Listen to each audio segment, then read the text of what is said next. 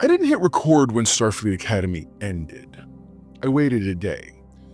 Not because I was angry and not because I needed any kind of emotional distance, but because I finished episode 1 with that feeling where I knew something wasn't lining up and I didn't trust myself yet to say what it was. The show looked confident. It looked really expensive, and it definitely looked very sure of itself. Now, normally it doesn't bother me. This time it did. And at first I thought I was reacting to the story or the politics or the setting, but the longer it sat with me, the more it became clear that what I was actually reacting to was the way the show was putting itself together.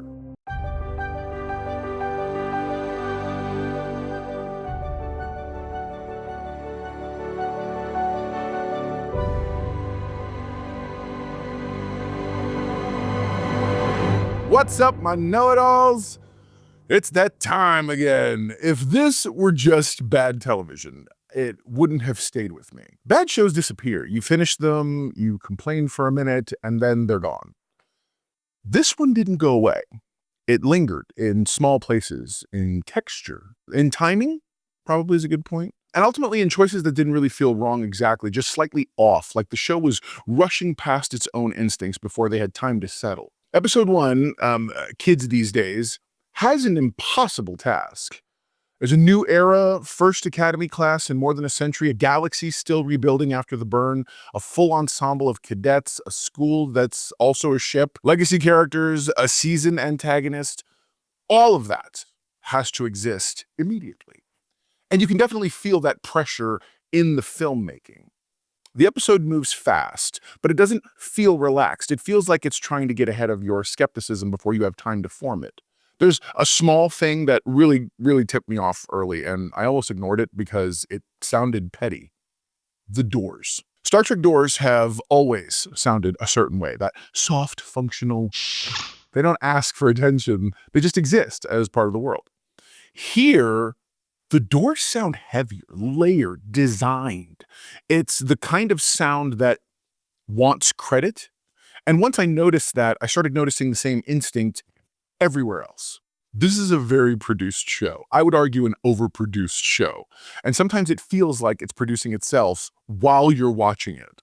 Moments don't always land and move on. They get reinforced. The score steps in, the framing leans, the edit nudges you forward. And that's where I start to resist a little, because I don't like being handled unless the show really knows why it's doing it. That resistance sharpens when Braka enters the picture. 15 long years, but you look radiant as ever, Captain Ake. Paul Giamatti is doing exactly what he was hired to do. He's loud, theatrical, completely committed, operating at a very specific temperature. I don't dislike the performance, but it arrives in a pilot where almost nothing else has fully settled yet. Now, at this point, the cadets themselves are still forming. Caleb Meir, played by Sandro Rosta, is still an outline more than a person. Cadet Krag, played by Kareem Dayan, still feels like a question the show hasn't answered yet. Now, Braka isn't a question. He's complete. And I kept feeling that imbalance even when I couldn't quite put my finger on why it bothered me. The episode is already carrying a really heavy load. It's carrying a lot.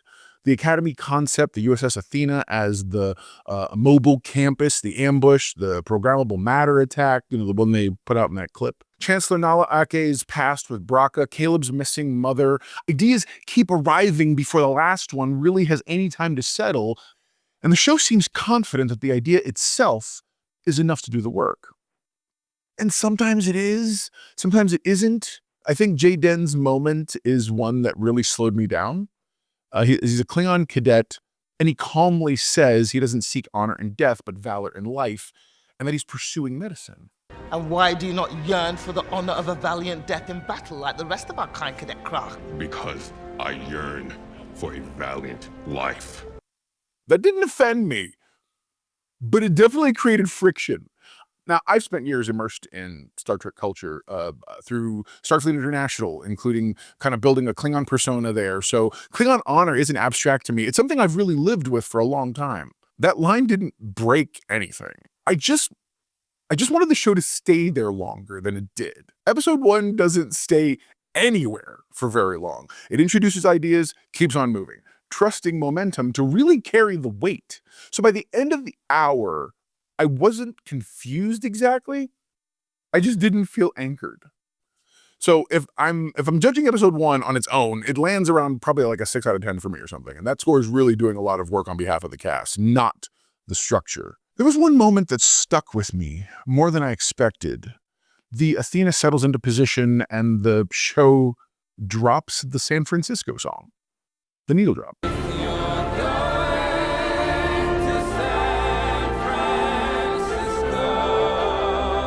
But the ship is landing in Sausalito.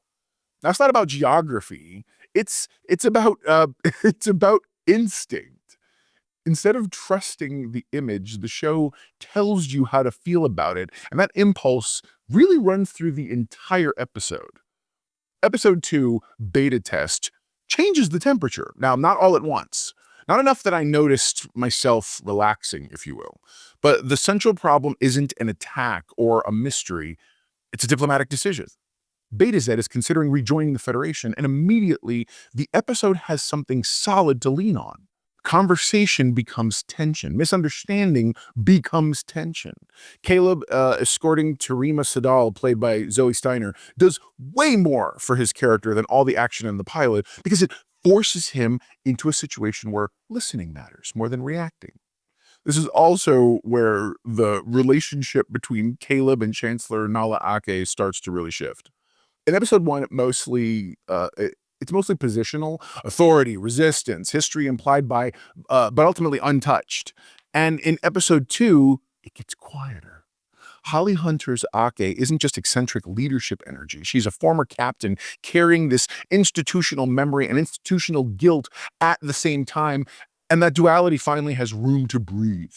Caleb starts to see that. Now, not as forgiveness, not even, I would argue, not even really as trust. It's more like recognition. And Ake starts to see Caleb as more than a problem recruit or something to make up for, noticing really underneath their instinct, really under that defensiveness. And that growth feels real, but it also feels fragile, like it could easily be rushed past if the show isn't careful. The biggest move episode 2 makes is structural. Relocating the Federation headquarters from Earth to Betazed. I like it, but I also didn't immediately know why I liked it. And that gave me pause. It's not boldness exactly. It's concession, a willingness to move, sort of power instead of just talking about change. And that feels very Star Trek.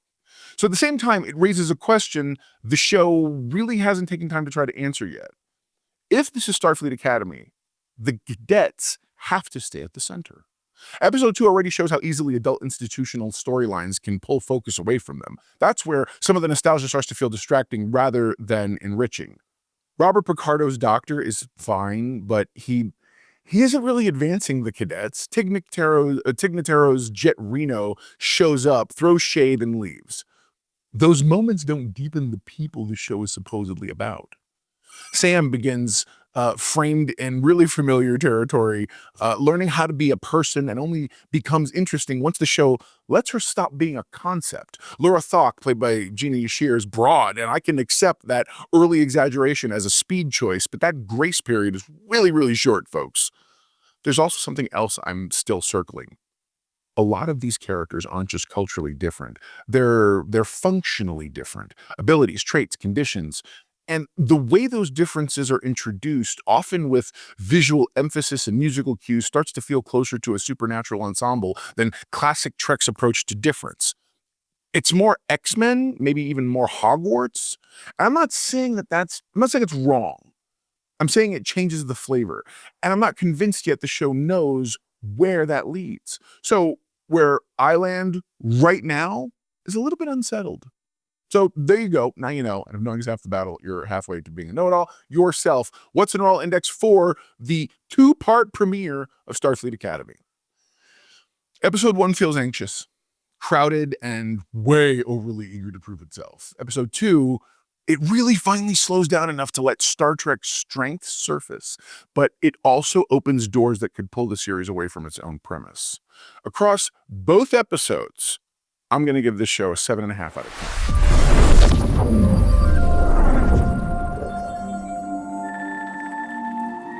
Not because it's great, because I can see two different shows that are really trying to coexist at the same time. And I think episode 3 is going to be the fork. One path is a series about cadets becoming Starfleet, learning how belief and diplomacy actually work. And the other is an academy backdrop for familiar Trek business. The show has to choose, and I'm still watching to see which one it does. Would love to hear in the comments below which ones you're interested in seeing, ultimately where the show landed for you. Were there elements that you can at least appreciate? Or are you one of the haters out there who's just like, no, it sucks, it's not my Star Trek, and whatever else, whatever. And hey, I appreciate that viewpoint. And if the show's not for you, that's awesome. I don't even know if it's really for me yet, but I'm willing to stick around and see if ultimately it actually pans out that the show has something to say. Hopefully you're gonna be around for the ride as well. I'll know more after episode 3 whether or not I'm going to continue doing episode by episode or if I'm just going to do the whole thing at the very end. So would love to hear your thoughts or opinions on what you think I should be doing. And hopefully this has been a little bit of a breath of fresh air considering a lot of the other discourse that's happening online about the series. I don't think the series is inherently bad, but I think if not careful, it can be handled or mishandled poorly. Let me know below what you think. I'd love to have that conversation with you in the comments. All right, guys, until next week, never forget, everyone loves a know-it-all. Bye, guys.